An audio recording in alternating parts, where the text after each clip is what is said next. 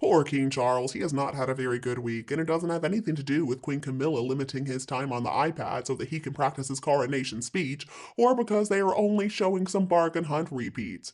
Instead, there is a lot that has been going on behind the scenes, and all of it is pretty bad news for the world's newest monarch.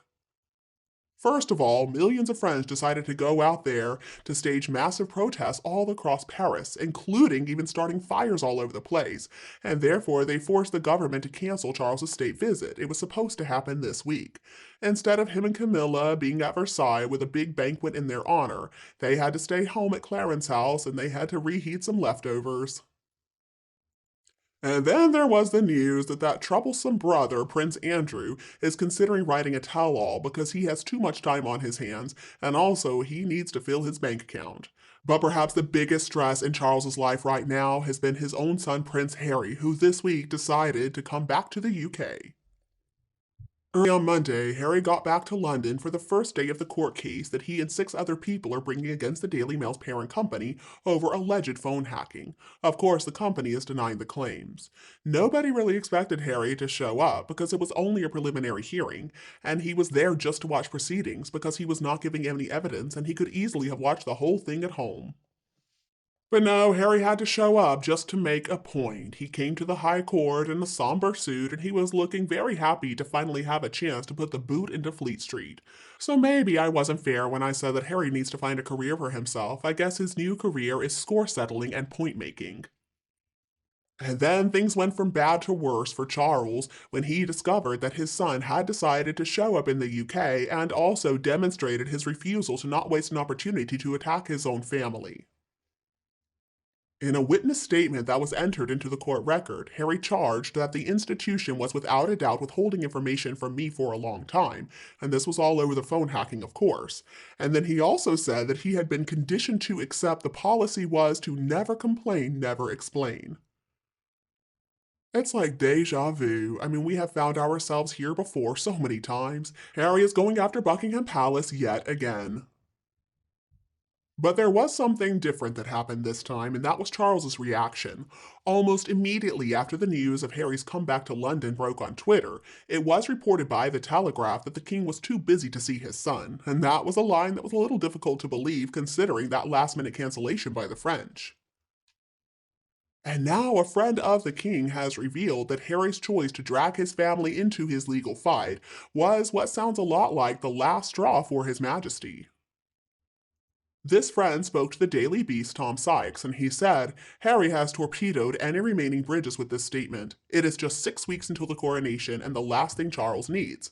The friend also talked about the fact that the king seemed unwilling to find even a little bit of a window to see his son. He told Sykes the trust is gone, and I think that's been made quite clear by the king refusing to meet him. But it's not only Charles who doesn't want a visit from Harry. His older brother Prince William, fresh off a very successful trip to Poland in support of the war effort in Ukraine, was reportedly out of town for a vacation, which seems to be a polite way to say, I want nothing to do with you. So where exactly were they? Well, he and Catherine, the Princess of Wales, and their three kids might be off having some fun and matching hunter wellies at their country estate in Norfolk. And then there's also the possibility that they went skiing in France, which they do love. Or, of course, there is that tiny island off Cornwall that his father owns. Or perhaps they were just enjoying some sunshine in the south of France, where they went last year for her brother's wedding. I mean, I guess princes also have their problems. Now, according to this friend of Charles, William is over it. And why? The friend said if this was about his vendetta with the mail, that would be one thing, but Harry keeps doing everything in his power to try and embarrass the family. How can you have a relationship with someone who is doing that? And that could be the real thing that we need to pay attention to in all of this mess.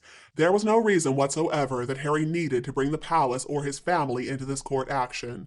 The case can easily be made that he kind of had to take a few shots at the royal family in his and Meghan's Netflix series, I mean kind of, and also his memoir in order to keep their paymasters happy. But this court case, absolutely not. Realistically speaking, of course, these big corporations have shareholders and boards that they need to keep happy.